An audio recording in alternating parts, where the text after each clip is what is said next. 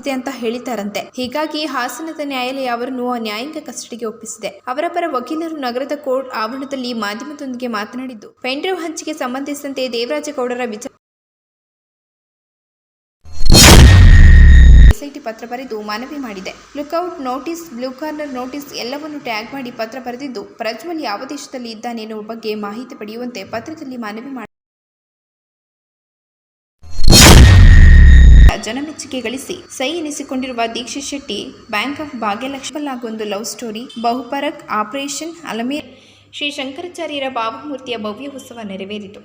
ಜಿಟಿಜಿಟಿ ಮಳೆಯ ಸೇರಿದ ಅಡಕೆ ತೋಟಗಳು ನಿನ್ನೆ ಸಂಜೆ ಸುರಿದ ಬೆಳಗಾವಿ ಮಳೆಗೆ ನೆಲಕ್ಕುರುಳಿವೆ. 12 ವರ್ಷದ ಹಳೆ ಅಡಿಕೆ ಮಾವಿನಕೆರೆ ಬೆಟ್ಟದ ರಂಗಸ್ವಾಮಿ, ಕುಲದೇವ ಹರದನಹಳ್ಳಿಯ ದೇವೇಶ್ವರ, ಹೊಳೆನರಸೀಪುರದ ಲಕ್ಷ್ಮೀ ಸ್ವಾಗತ ಕೋರಲು ಜೆಡಿಎಸ್ ಮುಖಂಡರು ಸಿದ್ಧತೆ ನಡೆಸಿದ್ದಾರೆ. ಆದರೆ ಯಾರೂ ಹಾರ ತುರಾಯಿ ಹಾಕುವುದಾಗಲಿ